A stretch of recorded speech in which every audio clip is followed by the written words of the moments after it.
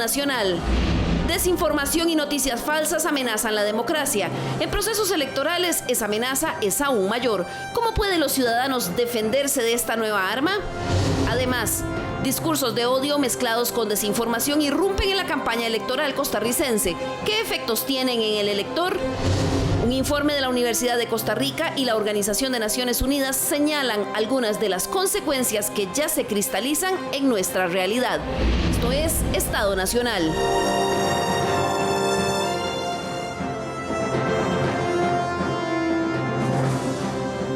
Muy buenos días, muchas gracias por acompañarnos nuevamente aquí en Estado Nacional. Es un honor compartir la mañana de los domingos con ustedes. El día de hoy vamos a hablar sobre un fenómeno que nos asalta en el día a día, pero que en especial durante los procesos electorales salta más a la vista. Estamos hablando de la desinformación y las noticias falsas. Esto además se ve maximizado por todas las plataformas de comunicación digitales, todas las redes sociales y sirven también como caldo de cultivo para estos fenómenos.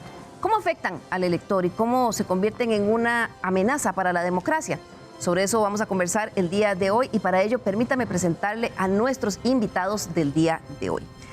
Nos acompaña el periodista Eduardo Ulibarri, periodista, académico, analista sociopolítico, exdirector de La Nación, ex embajador, y quien además acaba recién de publicar este año un libro titulado, muy a propósito de esto que vamos a hablar hoy, Realidades embusteras, y en el que realiza un análisis crítico sobre la desinformación en nuestro país. Muy buenos días, don Eduardo, qué gusto contar con su presencia en Estado Nacional. Un placer estar aquí, Liliana, y primera vez que estoy y me siento muy gustoso y de compartir con Gustavo, con Larisa y con los televidentes. Publica usted este libro justo en el momento en que estamos viendo múltiples ejemplos de esta situación. Así es, la intención mía, pero a veces los problemas técnicos de las imprentas, la dificultad era que saliera antes de la primera ronda, pero en realidad esta segunda ronda y la campaña que ya se está manifestando, sin duda creo que requiere pues un abordaje muy crítico sobre el uso o el mal uso de la desinformación, y me alegro que el libro, espero que el libro pueda servir como una guía en ese sentido. De eso se trata, también divulgarlo para que ustedes allá en sus casas lo conozcan también. Además, nos acompaña el día de hoy Gustavo Román, quien es vocero del Tribunal Supremo de Elecciones, entidad pilar de nuestra democracia y encargada de velar por la nitidez y transparencia del proceso electoral en Costa Rica, y que como entidad pública es también blanco de algunos de estos dardos en los procesos de desinformación. Bienvenido, Gustavo, qué gusto tenerte de nuevo por acá. No, el gusto es mío, un honor siempre estar acá con usted, Liliana, y además hoy con don Eduardo y con Larisa, pues más contento todavía. Estos son temas de los que no debemos cansarnos de hablar, ¿verdad? No, son permanentes. La democracia nunca es una construcción acabada y segura y garantizada. No está escrita en piedra. Las sociedades pueden tener involuciones democráticas porque la democracia se hace de voluntades y de compromisos de los distintos actores sociales con ella, y por eso hay que siempre seguirla apoyando, respaldando y perfeccionando. Así es, y para terminar de integrar este panel del día de hoy, también le damos la bienvenida a Larisa Tristán, quien nos acompaña en forma virtual.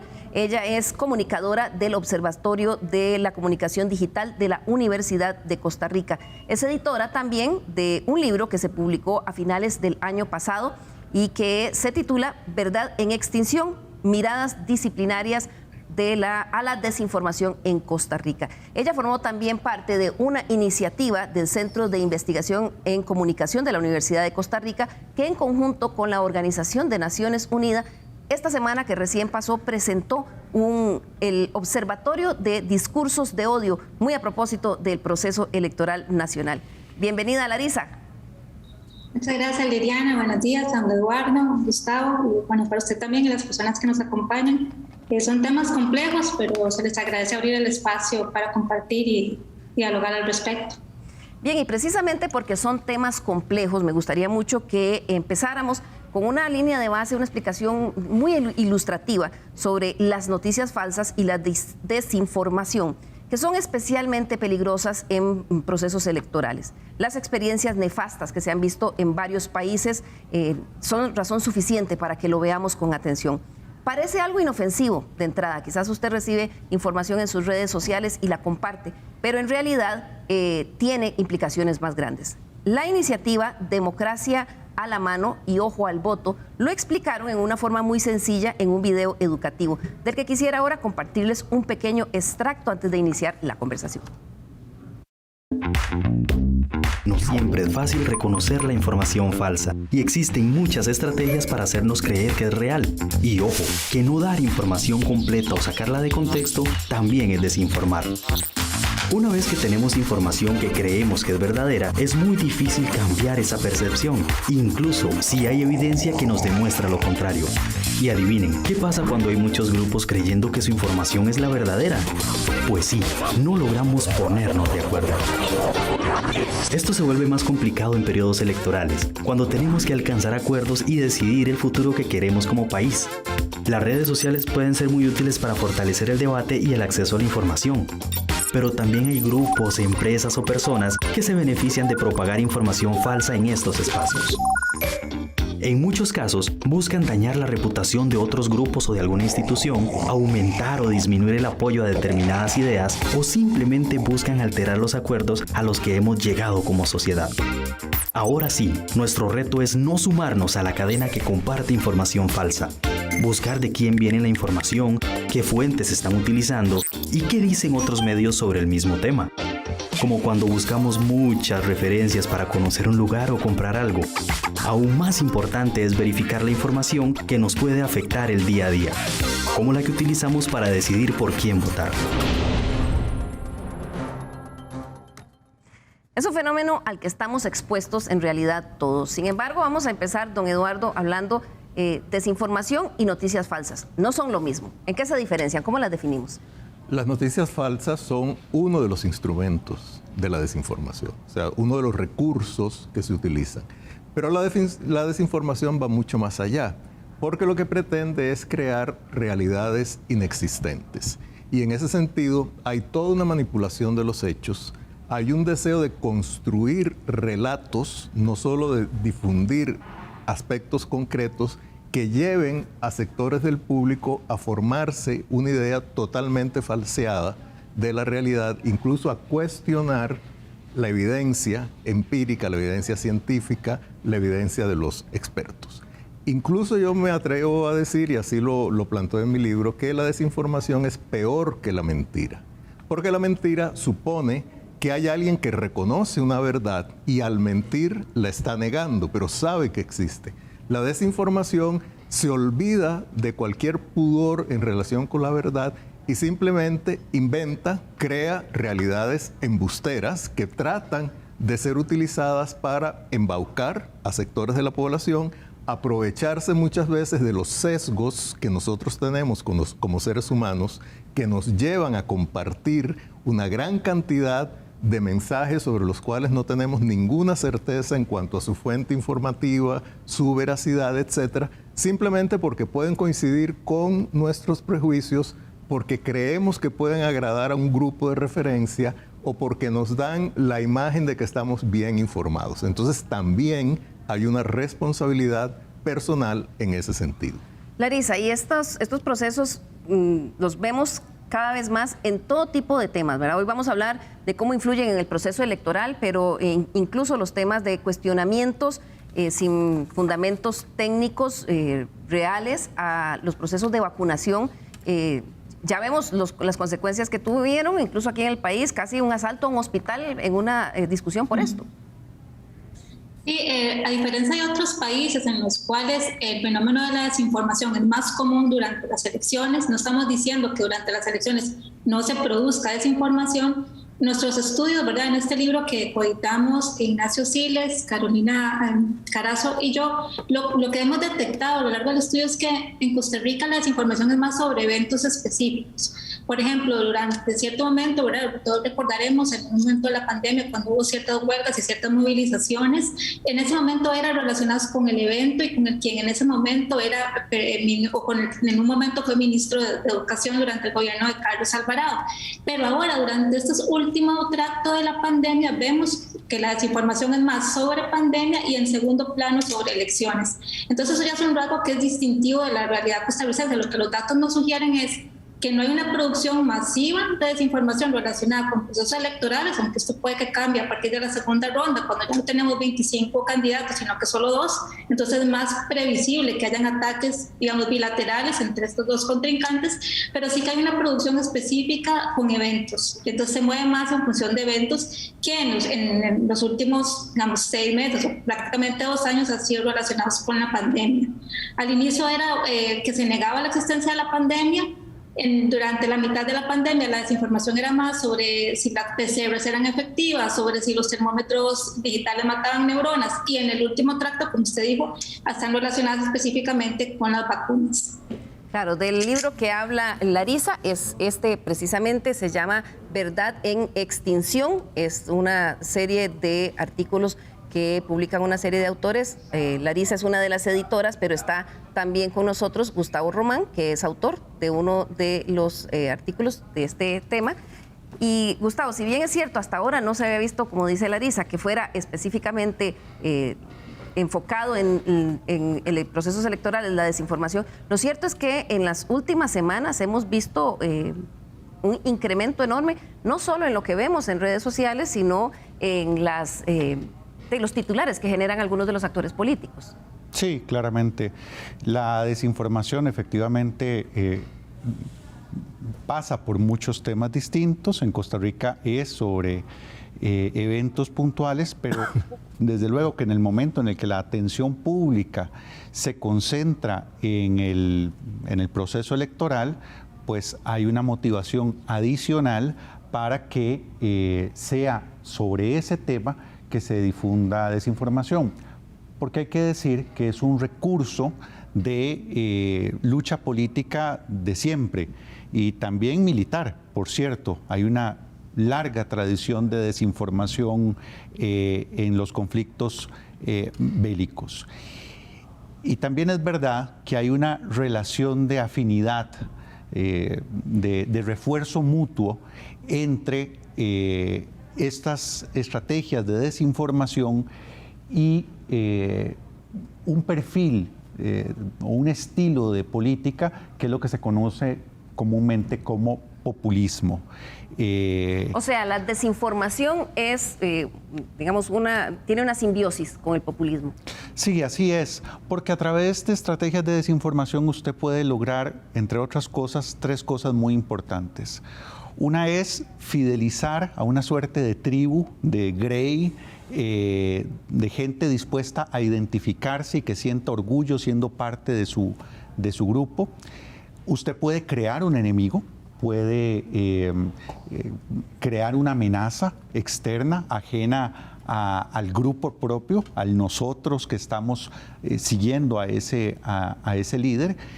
Y usted puede movilizar a la acción a las personas a través de la desinformación, que normalmente tiene un contenido que indigna, que genera miedo o que genera mucho enojo, y entonces... Que es visceral. Que es visceral y que mueve a las personas a actuar. Vamos a hablar de ejemplos, Gustavo. Esto de que estás hablando es básicamente una descripción de lo que pasó en Estados Unidos, ¿verdad? Que después del proceso electoral, luego de las elecciones, el presidente Trump se dice que mediante una serie de mensajes asusó a unas hordas que terminaron ingresando al Capitolio.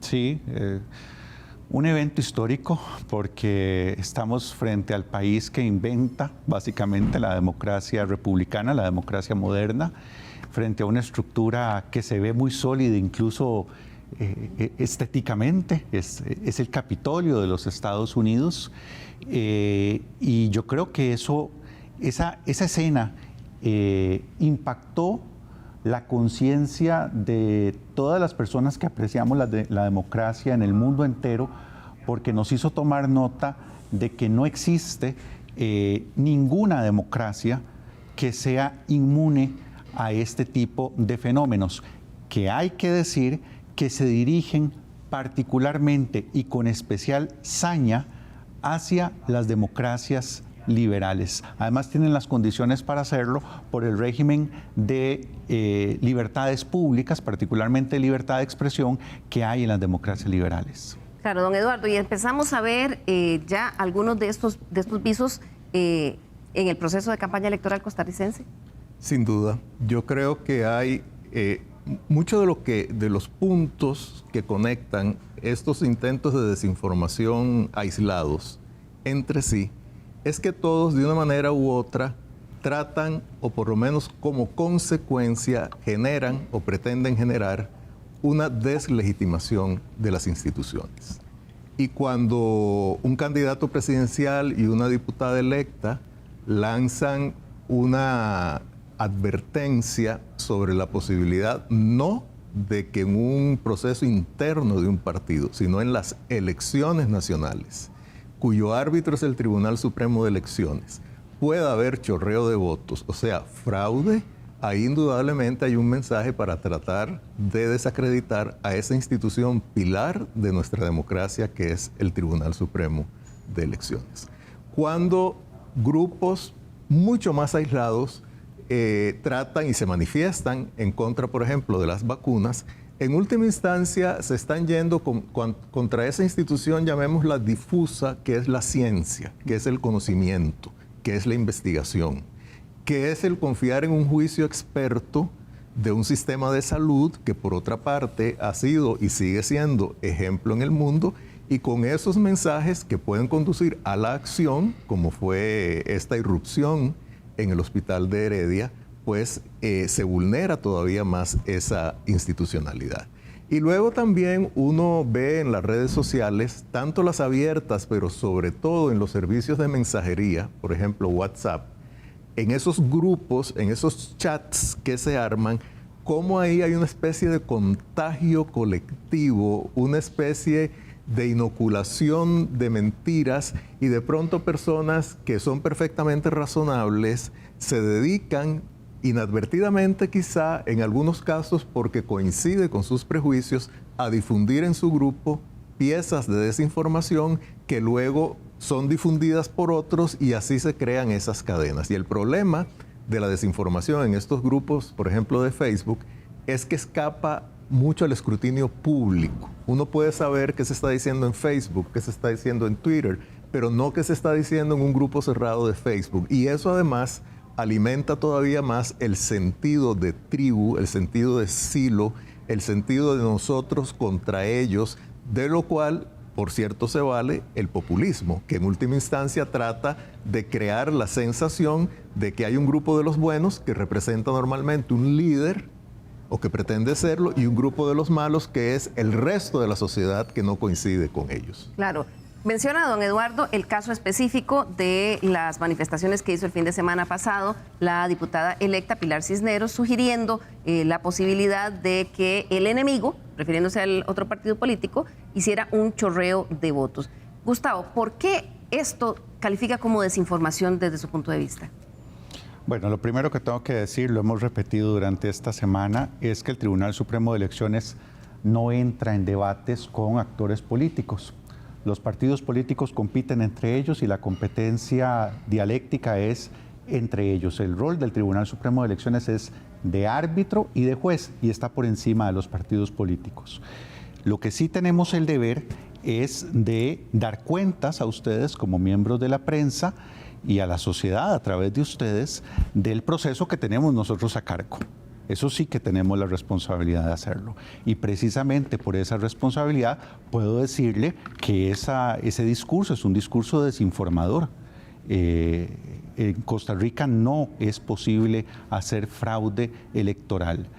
Y no es posible no porque tengamos un ADN democrático o porque seamos ángeles administrando los procesos electorales, sino porque nuestro proceso electoral tiene una serie de controles cruzados que están precisamente diseñados para impedir que eso ocurra, que se activan precisamente cuando uno de esos controles es vulnerado y que son objeto, estos controles, de admiración y de evaluación constante en todo el mundo por los expertos en materia electoral de todo el mundo. Son además, y esto es importante recalcarlo, controles cruzados verificables. En el Tribunal Supremo de Elecciones no le pedimos una confianza ciega o un cheque en blanco a la ciudadanía. Se trata de unos controles que están a disposición, a verificación de ustedes como miembros de la prensa, de los fiscales de los distintos partidos políticos y de la ciudadanía en general. Conocerlos es importante para tener tranquilidad respecto de que el fraude electoral en Costa Rica es imposible, pero también para tener un sano sentido de orgullo, porque como sociedad nos costó muchísimo, muchísimo, también mucho dolor, hay que decirlo, a nuestros abuelos, construir esos mecanismos y caramba, creo que tenemos la obligación de defenderlos. Así es, don Eduardo. ¿Y cómo se construyen esos mensajes de desinformación, en este caso específico? Porque quizás quienes están emitiendo ese mensaje de parte de ese partido político, lo que dicen es, mire, hubo estas situaciones en unos procesos internos de partidos y por tanto podría pasar en la elección nacional. ¿Cómo construye eso en el imaginario de las audiencias y de los costarricenses ideas no correctas? Espero que no las construya, sino que trate de construirlas y que no tenga éxito. Pero digamos, la técnica, por lo menos en este caso específico, es lanzar una especie que va en contra de todo el sistema electoral y luego poner como una supuesta prueba de eso una parte que no corresponde al sistema electoral nacional, sino que corresponde a la dinámica de determinados partidos políticos con base en denuncias de actores dentro de esos partidos, porque tampoco fueron denuncias verificadas. Entonces, si yo digo, en Liberación hubo una denuncia de chorreo de votos, primero, eso no quiere decir que haya existido, y segundo, eso no tiene que ver nada con la elección nacional. Sin embargo, se presenta como prueba. Y entonces, eso es uno de los elementos. Presentar la parte, incluso una parte que no tiene una relación directa como representante del todo. Y el otro elemento es un mensaje ambiguo, tan ambiguo de que si no o que si sí, desconfío del Tribunal Supremo de Elecciones, que no desconfío, pero resulta que puede haber chorreo y ese chorreo se da en un proceso en el cual hay un árbitro que se llama Tribunal Supremo de Elecciones, lo cual quiere decir que estoy desconfiando, aunque no lo diga explícitamente. Entonces, esa ambigüedad discursiva es otro de los recursos de la desinformación. Y luego también, en el fondo, y aquí se ve en esto, de la misma manera, hay una sobresimplificación de hechos complejos. Un proceso electoral, como acaba de decir Gustavo, con pleno conocimiento de causa, tiene una serie de elementos que van más allá de que alguien falsifique o intervenga un voto y a partir de ahí se genere una cadena. Hay fiscales de los partidos, hay, no sé si se llaman fiscales, pero por lo menos veedores que nombra el Tribunal Supremo de Elecciones. Y además ahí sí yo creo que hay una cultura democrática que hace que cualquier ciudadano medianamente consciente de sus deberes se inhiba de entrar en ese tipo de estrategias. Entonces aquí yo creo que eso es un pequeño caso de estudio de algunas de las estrategias de la desinformación y luego crear impacto público para acaparar la agenda, que es otro de los recursos que utilizan los desinformadores y que también forma parte del instrumental de la política populista. Larisa, eso lo analizaron ustedes también en este libro que publicaron. ¿Qué parte, digamos, del rol de toda esta difuminación de noticias falsas tenemos quienes emiten los mensajes, las audiencias que los consumen, las plataformas digitales que los multiplican y los medios tradicionales? Sí, bueno, ustedes como periodistas, creo que los dos, ¿verdad? Tanto Liliana como don Eduardo, ustedes experimentaron lo que fue esa transición que no fue del todo amable, más bien se habla de una crisis de los medios, ¿verdad? Entre lo que se conoce como la era preprint o la era de la imprenta, para hablar simbólicamente de los periódicos, pero que también se puede trasladar a la televisión y que eso implicó una crisis para el periodismo que todavía está intentando ver cómo logra sortear. ¿Y qué relación tiene esto con la desinformación? Que precisamente esa crisis es que en Internet se pueden generar muchísimos contenidos con mucha facilidad, con un alto grado de verosimilitud, sin que sean realmente verdad, sin los estándares del periodismo tradicional. Entonces, muchas personas, en honor de la llamada economía del clickbait, es decir, de cliquear para generar ganancias, se generan muchas veces titulares que no tienen conexión con el cuerpo de la noticia, o se generan del todo noticias falsas o desinformación en cualquiera de sus manifestaciones. Que periodistas legítimos lo hagan, sí, hay industrias de periodistas que generan ese tipo de desinformación, pero no es exclusivamente de un profesional del periodismo. También esas son las herramientas que da Internet, ¿verdad?, que permite generar esto con bajos estándares de verificación de la información, de objetividad, incluso formales, porque en nuestro análisis lingüístico y discursivo de la desinformación nos damos cuenta que se utilizan muchas mayúsculas, faltas de ortografía, todo en mayúsculas, como para dar la sensación de que se está gritando sin la formalidad, digamos, sintáctica que tiene que tener una noticia. Y las audiencias, por otro lado, pueden consumir, o sea, tienen una gran oferta de contenidos y tienen esta facilidad de consumir y reproducir. Pero lo que nosotros detectamos también, hablando específicamente con las audiencias, es que hay una nostalgia por este periodismo legitimado. Ellos reclaman este periodismo. En este momento creo que las audiencias y los medios de comunicación en Costa Rica están atravesando por una relación compleja, pero al fin y al cabo creo que se siguen queriendo. Creo que las audiencias quieren seguir creyéndole a los medios. Lo que pasa es que les está costando creerles. Y en esta dinámica de desinformación, las respuestas de las audiencias es que se añoran estos criterios altos de periodismo, pero al mismo tiempo le demandan a los periodistas mayor objetividad, mayor imparcialidad, y claramente a esta relación no colabora para nada el discurso populista, que otro de sus ataques es hacia el periodismo y hacia la comunicación. Y yo quisiera agregar con respecto a lo que dijo don Eduardo, de que hay un vínculo entre desinformación y populismo, pero también hay un vínculo entre populismo, desinformación y teorías de la conspiración. Porque esta idea de que se forma parte de una tribu que sabe algo que los demás no saben y que nos están intentando engañar, es también el germen del discurso conspiranoide. Entonces, para todavía ser más complejo el panorama, también tenemos esa beta discursiva de la desinformación, que son las teorías de la conspiración. Gustavo, muy brevemente, antes de ir a nuestro primer bloque, esto que menciona Larisa, esa, digamos, crisis o ese momento que pasan los medios de comunicación, también son identificados por los populistas o por los grupos que están detrás de la desinformación, precisamente para tomar ventaja. Sí, sin duda alguna. Saben que hay una debilidad porque buena parte del modelo de negocio se fundamentaba en la financiación de la publicidad, que se ha ido para Internet. Saben que ha habido una erosión de la credibilidad y de la legitimidad por los cuestionamientos públicos de las propias redes sociales, y abonan a eso interesadamente los líderes populistas, porque voy a decir una cosa: a los políticos en general y a los líderes populistas no les molesta hablar, les gusta mucho. Tampoco les molesta contestar preguntas, porque no hay ninguna pregunta lo suficientemente difícil como para no poderla contestar.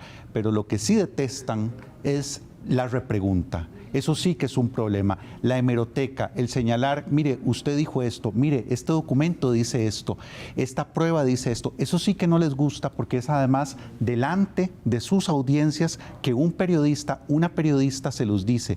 Y entonces debilitar ese rol y utilizar como sustituto falso la relación directa con las audiencias a través de las redes sociales es un escape que utilizan. Ya vamos a hablar sobre este tema específico, sobre ese cambio en el uso del canal. Vamos a hacer aquí nuestra primera pausa y al regresar vamos a hablar también de cómo están predominando los discursos de odio contra periodistas y medios de comunicación en esta campaña.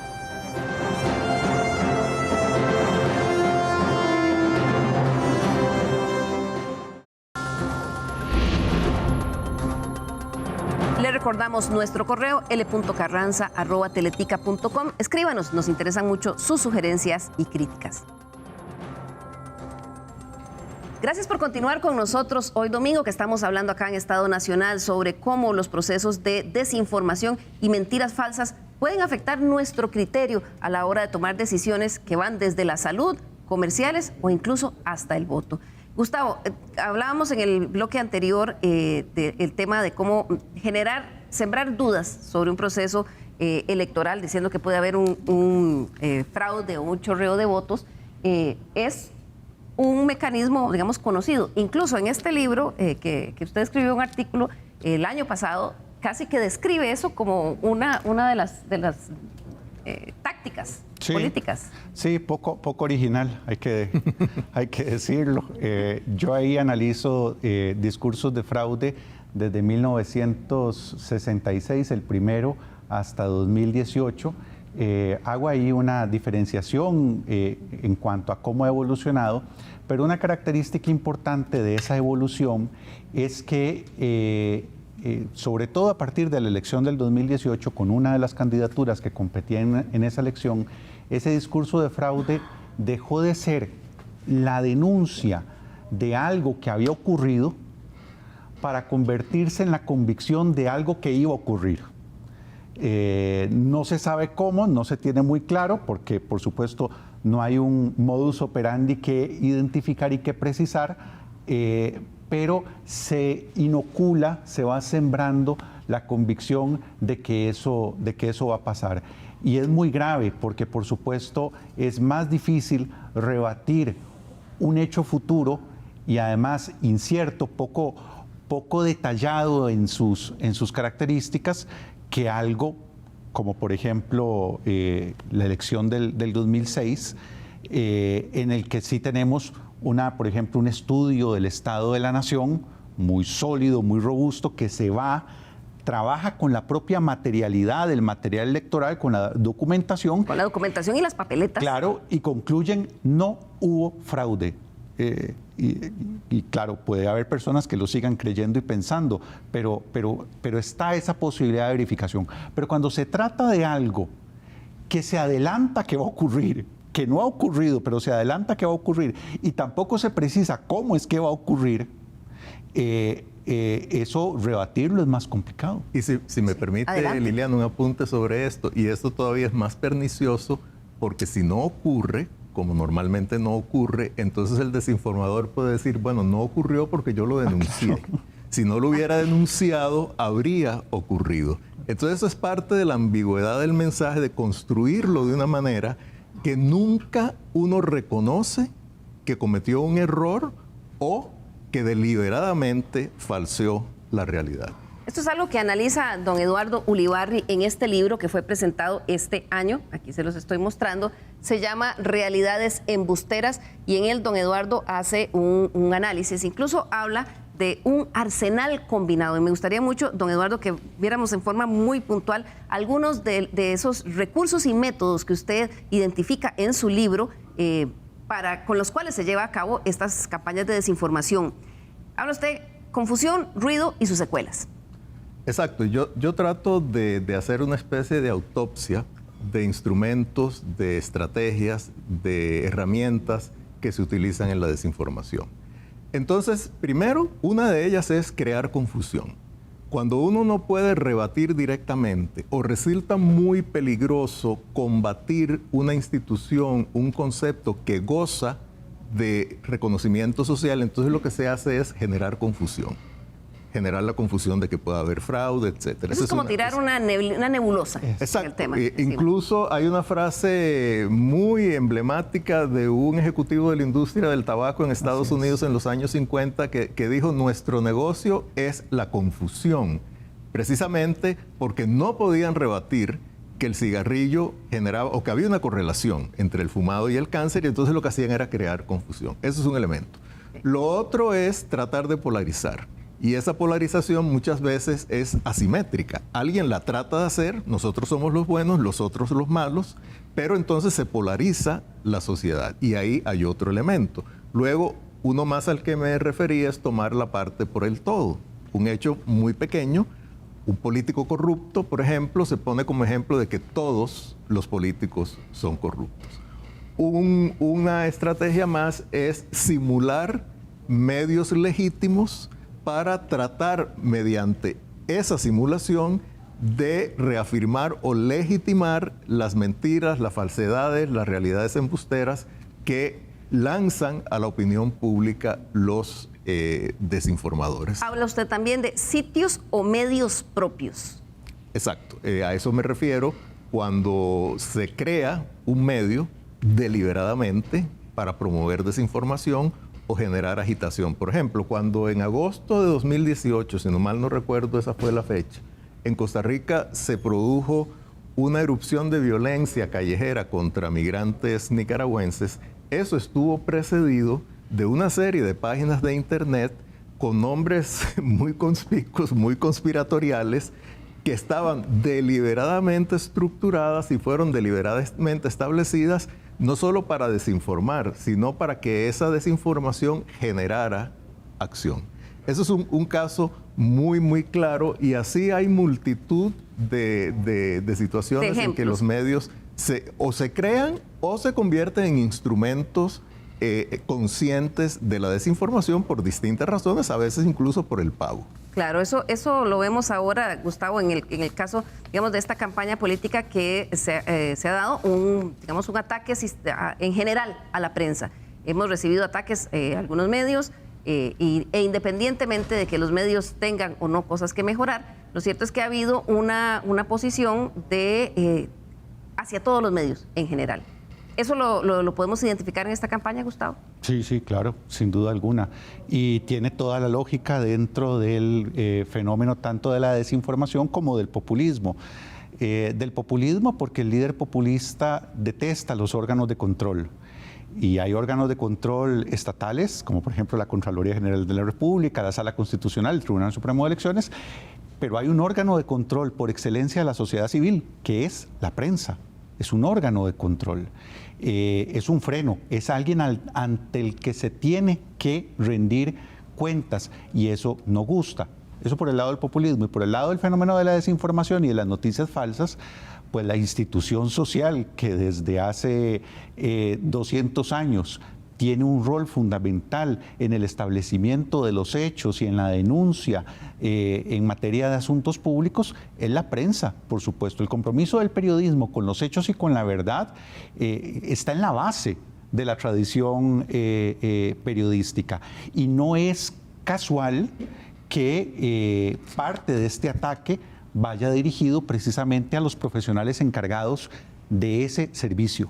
Precisamente el Centro de Investigación en Comunicación de la Universidad de Costa Rica, el SICOM, con apoyo de la Organización de Naciones Unidas, lanzó oficialmente el Observatorio de Discursos de Odio y Discriminación en el país.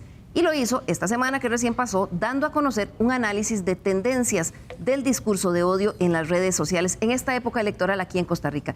Veamos, a partir de esto que estamos conversando en esta última parte del programa, cuáles fueron algunos de esos hallazgos.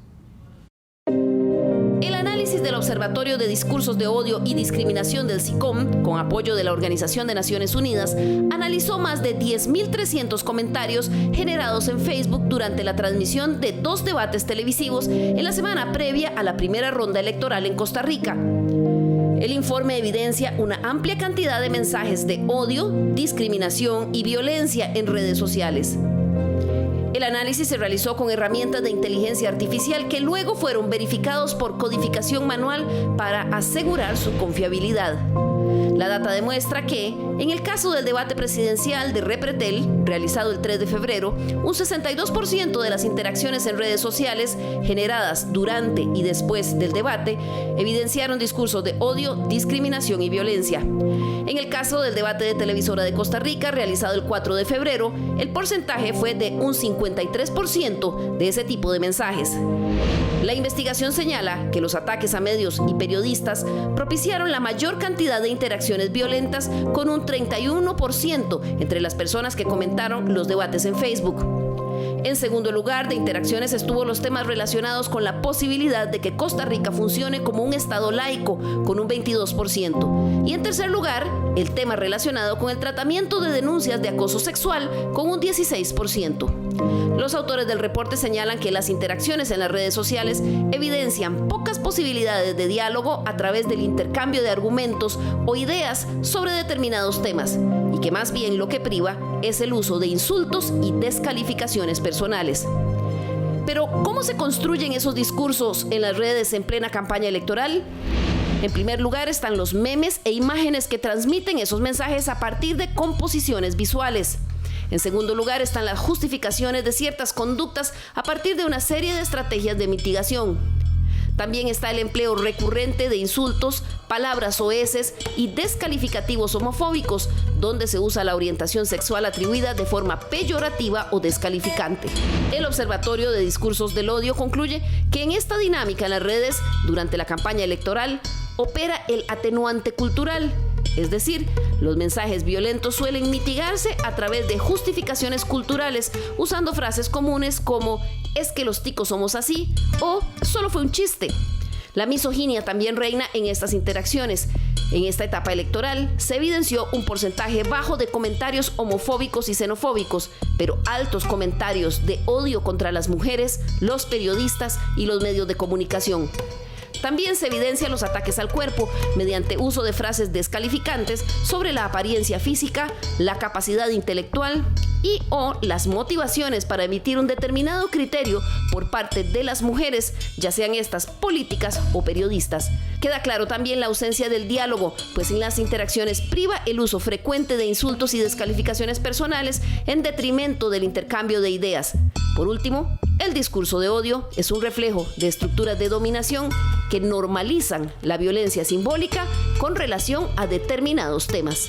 Tenemos que reconocer la violencia que existe dentro de nuestras sociedades, no solo en Costa Rica, no es un problema de Costa Rica, es un problema global, pero sabemos también que no podemos mirar hacia el otro lado. No podemos seguir escondiéndonos detrás de atenuantes culturales, detrás de excusas generacionales, porque esto no va a parar por sí mismo, esto no va a desaparecer. Por eso que, por favor, súmense a esta lucha, infórmense, salgan a defender las víctimas. Larisa Tristán fue una de las autoras o investigadoras de este estudio. Estaba presentándolo, Larisa, en una conferencia de Zoom esta semana y precisamente ahí fueron víctimas también de un ataque, casi como un ejemplo de esto que ustedes estaban presentando, de odio con insultos y palabras soeces. Cuéntanos un poquito cuál fue la experiencia. Sí, bueno, lo que decíamos al interno del equipo, ¿verdad? En el cual claramente no se puede hacer bajo la responsabilidad de una sola persona. Ahí tenemos la colaboración también de Mariana Álvarez y Felipe Castillo, que son los coinvestigadores en este estudio, es que prácticamente tuvimos evidencia empírica in situ de lo que sucede en redes sociales. Pero más allá como de referirnos al hecho o atacar de manera punitiva y vigilante los discursos de odio, porque recordemos que existe, ¿verdad? Es una frontera difusa, ¿verdad?, entre la libertad de expresión y el discurso de odio, pero la libertad de expresión tiene un límite, no es absoluta. Y cuando ya pasamos al insulto y al ataque, estamos en presencia del discurso de odio.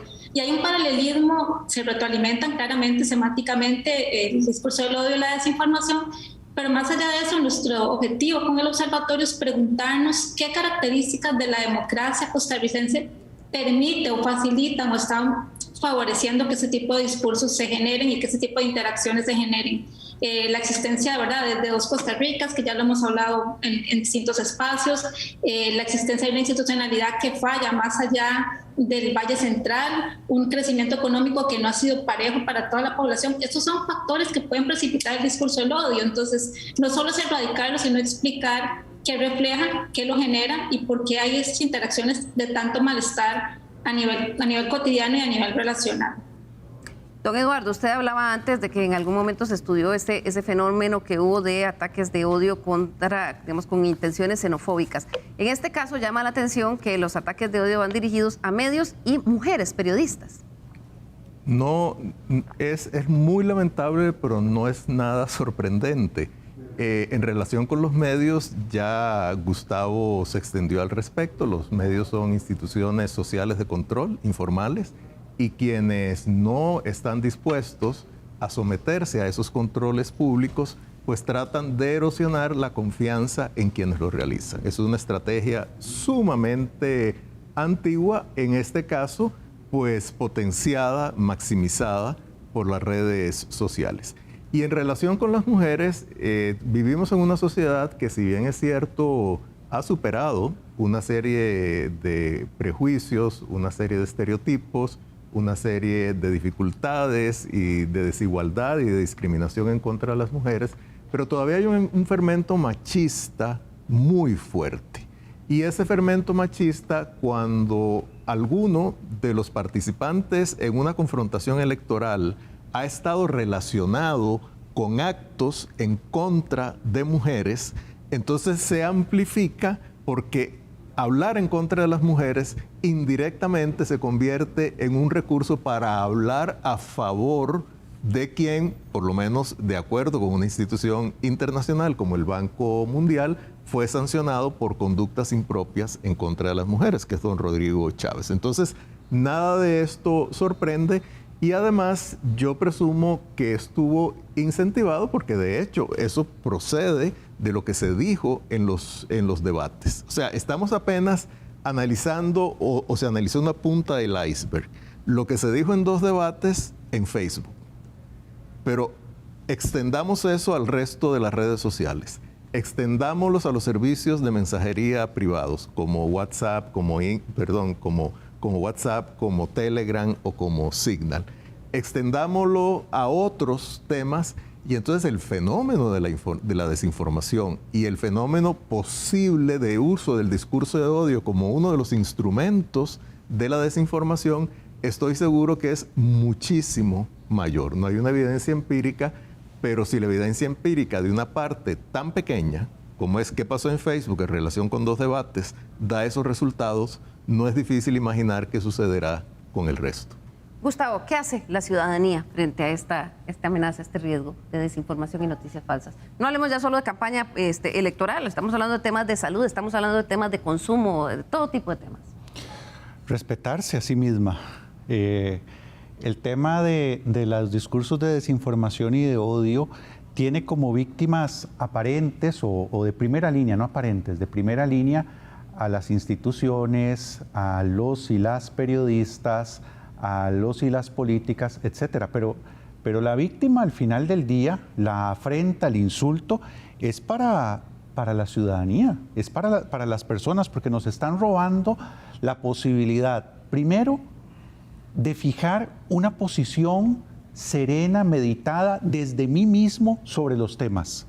Me lo están impidiendo porque me están saturando de ruido constantemente. Segundo, me están impidiendo enterarme de cómo piensa otro sector de la sociedad, porque me encapsulan en cámaras de eco, me refuerzan tribalmente unas posiciones ya preestablecidas. Y en tercer lugar, me están impidiendo conversar, que era algo que decía ahora el informe. Las redes sociales no están siendo espacio de diálogo, están siendo espacio de expresiones identitarias, de afirmaciones o de insultos, pero no de conversación y de diálogo. Entonces nos están robando 3 cosas muy importantes y muy necesarias para la vida en democracia. Larisa, ¿qué recomendaciones pueden dar a las audiencias ante esta amenaza? Bueno, lo de las mismas, yo coincido con Gustavo, que la desinformación suele movilizar, bueno, y también con don Eduardo, que la desinformación suele movilizar emociones y no necesariamente son emociones placenteras. Entonces también como un poco conectar no solo con lo racional, sino con lo que moviliza cierta información. Y también ser muy vigilantes, que sobre todo ahora que la segunda ronda parece que ya está despegando, ver el tema, cuáles son los temas que a mí me interesan, ¿verdad?, como ciudadano o ciudadana, y ver qué manejo se les está dando de los partidos políticos. A mí personalmente el tema de los derechos humanos me parece relevante, pero también considero que específicamente en el caso de las mujeres, por la situación que describió don Eduardo con respecto a uno de los candidatos presidenciales, se ha hecho un uso instrumentalizado de los derechos humanos de las mujeres como una moneda de cambio. En algún momento del debate se acusa a un candidato de sus acciones pasadas y este se defiende diciéndole al otro que él ha hecho cosas similares o peores. Entonces aquí no hay una defensa de los derechos humanos de las mujeres, sino que se utiliza específicamente para ver quién es el menos malo, y hay una instrumentalización también en la propuesta programática. Entonces, más allá de identificar los temas, es ver qué uso se les da y ver también la posibilidad de que sean realizables estos temas en momento al gobierno de cualquiera de los 2 candidatos. Así es. En su libro, Realidades Embusteras, don Eduardo, usted el 5º capítulo lo dedica a mucho podemos y debemos hacer? ¿Cómo qué?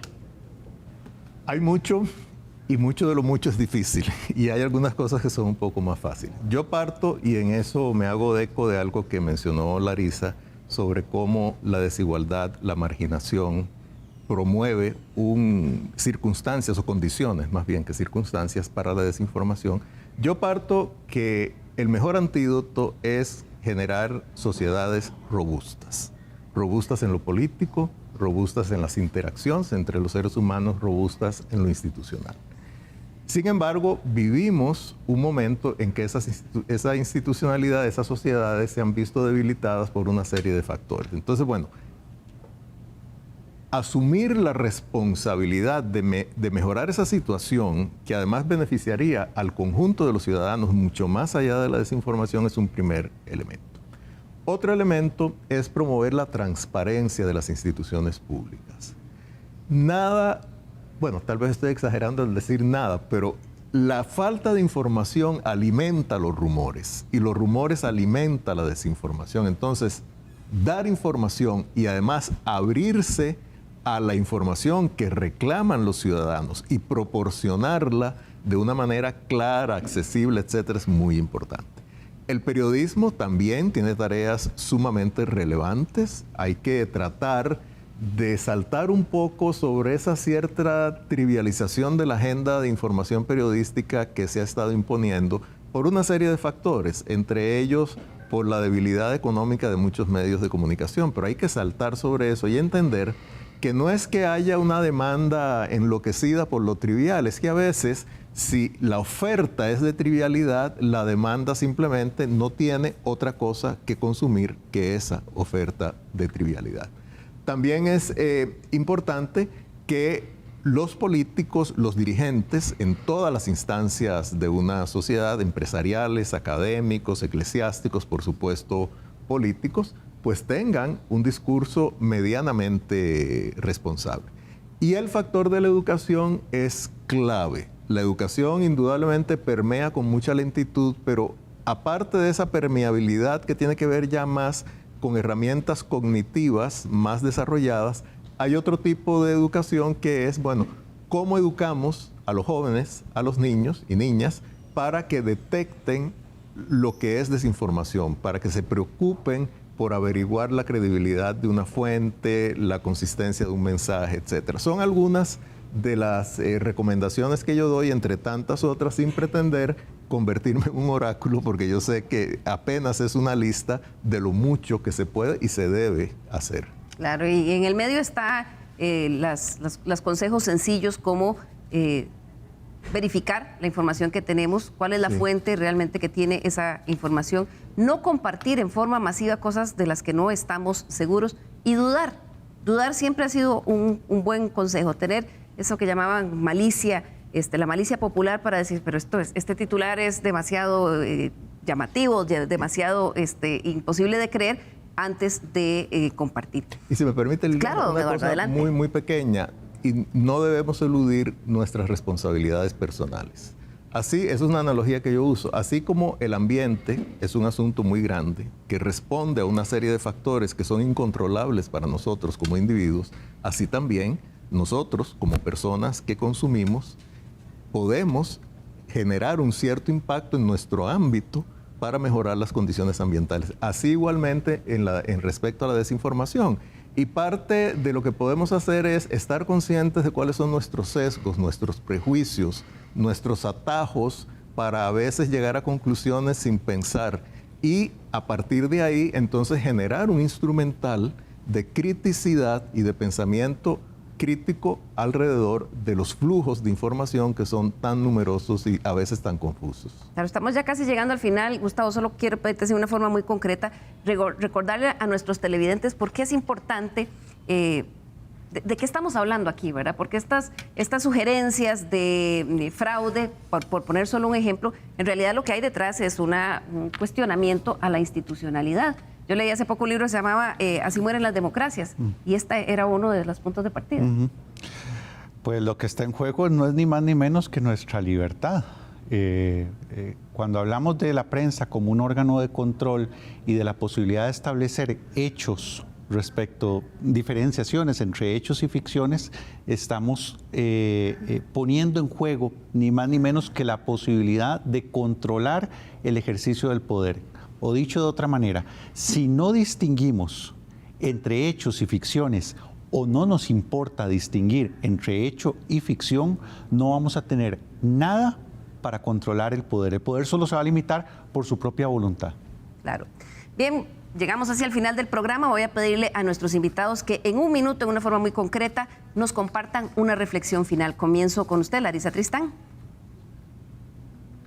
Bueno, nada más invitar a las personas a que utilicen los canales informativos. Nunca antes hemos tenido más oportunidad de informarnos y que de paso tenemos que usar esos canales de información responsablemente y entender específicamente cómo compartir algo, darle un like, incluso retuitar algo o lo que podemos escribir en un grupo cerrado de WhatsApp tiene connotaciones políticas porque la comunicación y lo personal es político.